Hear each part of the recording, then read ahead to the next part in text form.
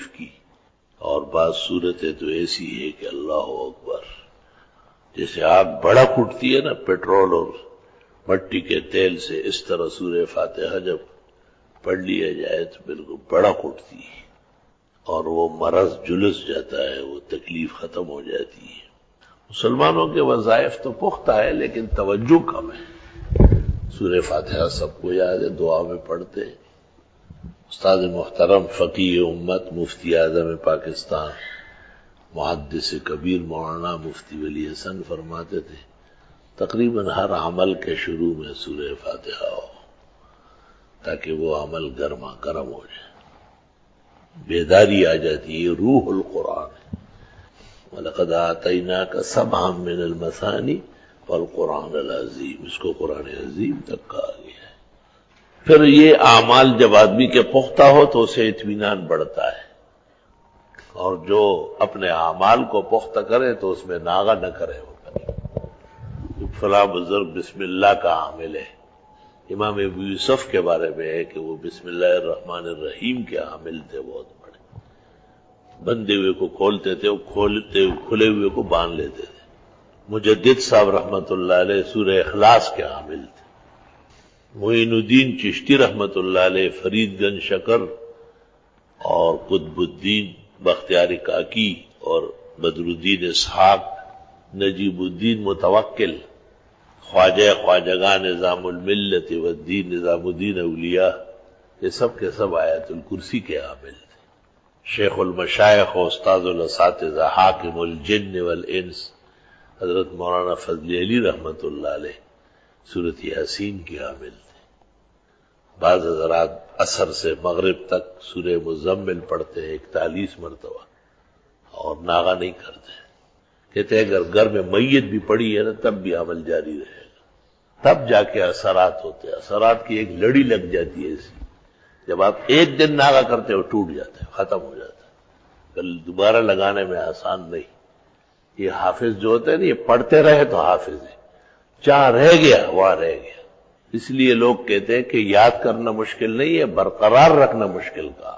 بزرگان دین اس کو عمل کہتے ہیں، عمل مسلسل، محبت جو اس کی عطا ہو۔ صوبہ سرحد میں ایک بزرگ ہے، اللہ پاک ان کی عمر میں برکت دے، بہت زبردست قسم کے اللہ نے ان کے کلمات میں شفا ڈالی۔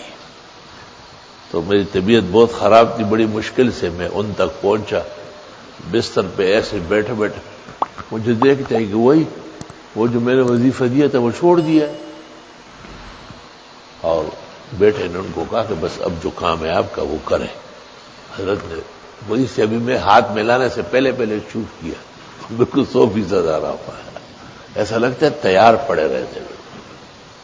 بعض بزرگان دین کے پاس تیار پڑے رہتے، کمال کے لوگ ہوتے۔ اللہ اکبر۔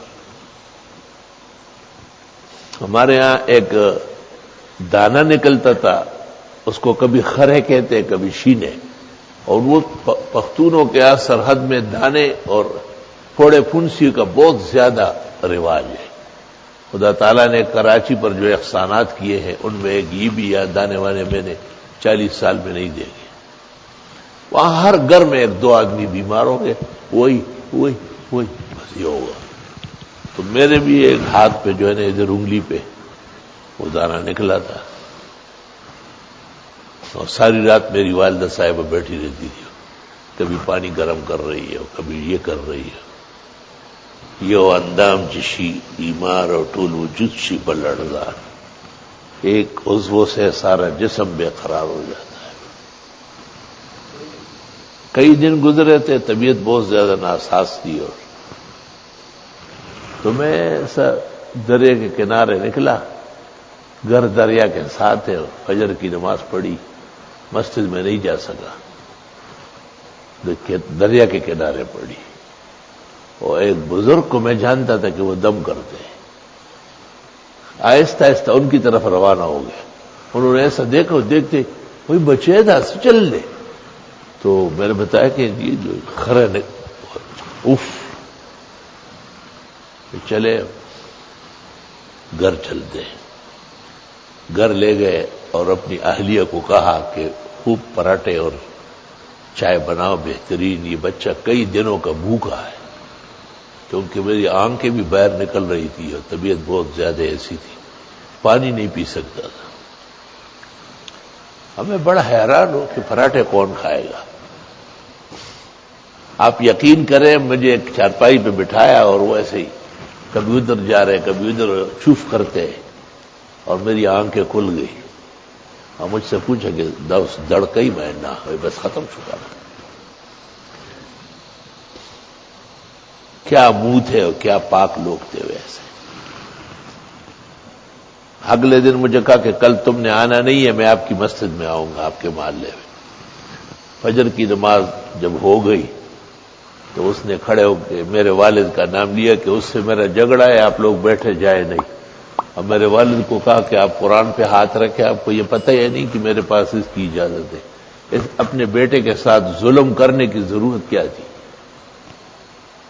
والد صاحب نے کہا میں بہت پشیمان و شرمندہ ہوں، اور بس وہ 2 دن اور آئے اور وہ دن ہوا، آج کا دن ہوا۔ مجھے کہا آپ کی نسل و اولاد میں کسی کو یہ تکلیف آئندہ نہیں ہوگی۔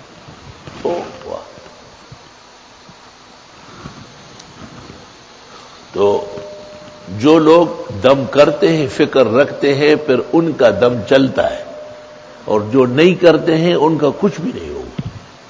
ان کا پورا کھانا بنتا ہے، اوپر سٹکور تیار ہو جاتا ہے، اور وہ جیسے ہی متوجہ ہوتے ہیں تو اللہ کی طرف سے شفا کی نہر بہہ جاتی ہے۔